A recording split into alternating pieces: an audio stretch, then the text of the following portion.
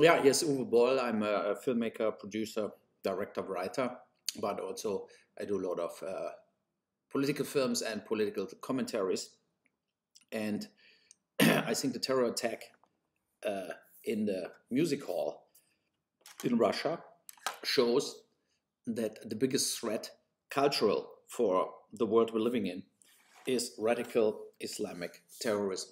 And during all other religions, in a way, calmed down and are there for the people and are there for uh, like that people can live in peace together, uh, and a lot of Muslims can live in peace with everybody, the Druzen, Ismailis, uh, normal Turkish Muslims, whatever.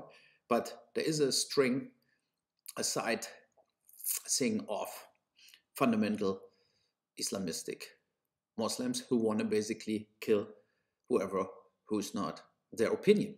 And it shows that attack was over almost 140 dead, 650, 60, 70 injured people, that these terrorists who said they got paid for it still were able to do this in dehumanizing the victims, in just like telling everybody they are not humans we're killing, they are non-believers, and if they die, who gives a shit? So it was good that after a few days, also Putin accepted that it was a radical Islamistic attack and not a CIA operation or a Ukraine operation, because I still believe, and I hope for all sides, including, of course, Putin and Russia, that nobody will go so far from these people to do this kind of barbarian acts, similar to what the Hamas did in uh, Gaza and outside an October 7 murderers. Um, they are able to put any empathy and any feelings for other human beings aside and torture and kill babies, rape women, cut their breasts off, and whatsoever, all go in that music concert venue in Moscow and kill so many people. I strongly believe that this is not the style of Russia, America, Europe, or the Ukraine. So that these perpetrators maybe try to go over the Ukrainian border away out of Russia, in a way makes sense, because they would maybe not get prosecuted going through Ukraine and not get delivered back to Russia. Um, but it didn't happen. They didn't make it over the border. So that subject matter in that way is closed. And I hope also that after this attack, that a lot of people will getting it, that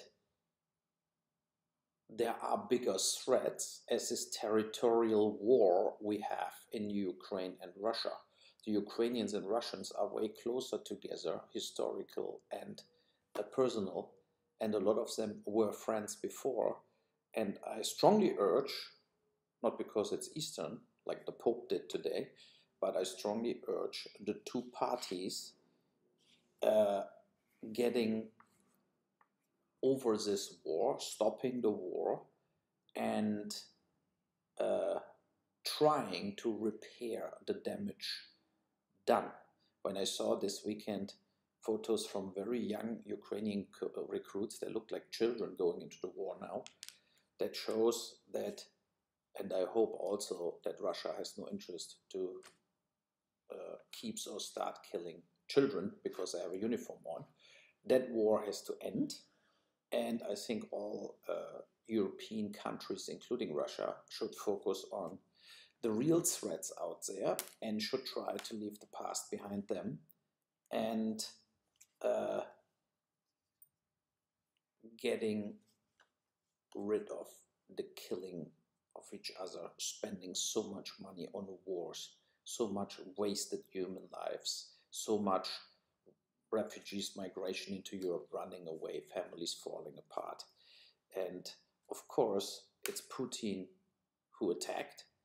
And so I think it's time for Putin to offer a real peace. it cannot be in the interest of Russia to invade Ukraine completely and keep Ukraine. It's a country, and they should accept this and should put things in position and in action that Ukraine is no threat for Russia, but also that Russia is no threat anymore for the Ukraine. Happy Easter.